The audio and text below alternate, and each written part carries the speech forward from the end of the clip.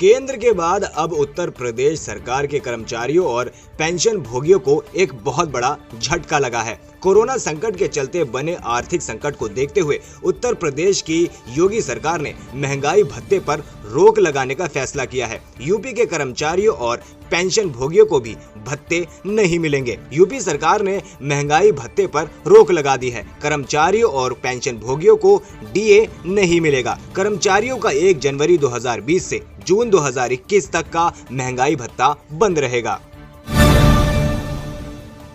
कांग्रेस अध्यक्ष सोनिया गांधी ने प्रधानमंत्री नरेंद्र मोदी को गंभीर आर्थिक संकट को लेकर चिट्ठी लिखी है। उन्होंने एमएसएमईएस की चिंताओं को दोहराया और निवारण के लिए 5 सुझाव भी दिए। इस चिट्ठी में सोनिया गांधी ने लिखा है कि लॉकडाउन के एक दिन की कीमत सेक्टर पर 30,000 करोड़ की चोट कर रहा है। ज्यादातर एमएसएमईएस को जो भी ऑर्डर मिले थे वो भी खत्म हो चुके हैं, जिसका पूरा असर उनके कामकाज पर नजर आएगा। एमएसएमईएस से 11 करोड़ लोगों का रोजगार जुड़ा हुआ है, लिहाजा आर्थिक संकट से इस दौर ने इस सेक्टर को बुरी तरह से प्रभावित किया है।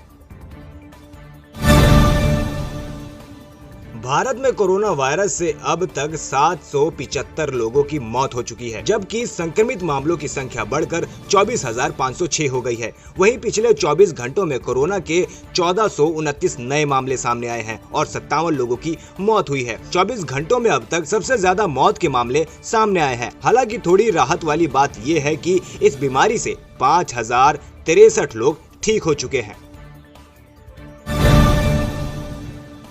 अलीगढ़ के थाना खैर इलाके में एक युवक ने पूरे गांव को परेशानी में डाल दिया है। पूरा गांव इस वक्त कोरोना वायरस की दहशत में है। दरअसल नोएडा के क्वारंटाइन सेंटर से एक युवक भागकर अलीगढ़ पहुंच गया, जिसके बाद उसकी रिपोर्ट आई जिसमें उसे कोरोना पॉजिटिव पाया गया। बताया जा रहा है कि कोरोना के शक में ग्रेटर नोएडा स्थित गलगोटिया इंस्टीट्यूट से क्वारंटाइन सेंटर में युवक को क्वारंटाइन किया गया था। यहां से वह फरार होकर अलीगढ़ के खैर इलाका स्थित गांव मौर आ गया। इसके बाद उस युवक की कोरोना वायरस की पुष्टि की रिपोर्ट आई। जानकारी मिलते ही युवक को पकड़ने के लिए आनन फानन में टीमें दौड़ पड़ी।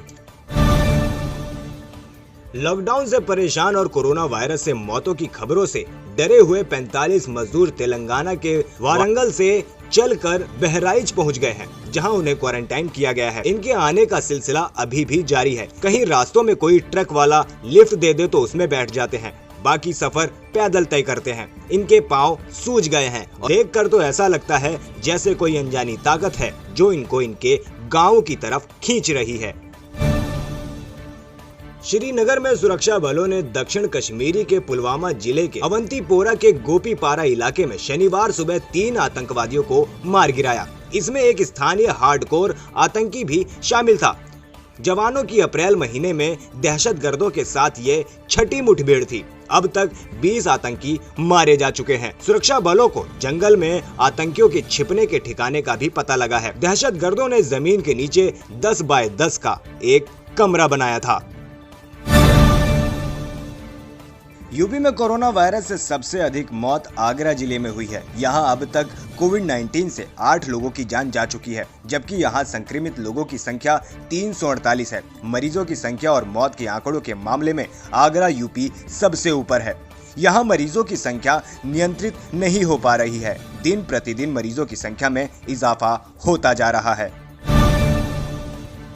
दिल्ली पुलिस ने लॉकडाउन तोड़ने वाले लोगों के खिलाफ अब तक 8,000 केस दर्ज किए हैं। दिल्ली पुलिस एक्ट की धारा 66 के तहत करीब 17,000 वाहन भी जब्त किए जा चुके हैं। लॉकडाउन में करीब 59,000 लोगों को पास जारी किए गए थे। ये सभी आंकड़े लॉकडाउन पार्ट 1 के हैं, जबकि 23 मार्च से 14 अप्रैल तक के लिए पहले चरण के लिए संपूर्ण लॉकडाउन की घोषणा की गई थी। तब भी बहुत से लोगों ने लॉकडाउन तोड़ने की कोशिश की थी। इस दौरान कई लोगों को हिरासत में भी लिया गया था। दिल्ली पुलिस लॉकडाउन तोड़ने वालों से बेहद सख्ती से निपट रही है।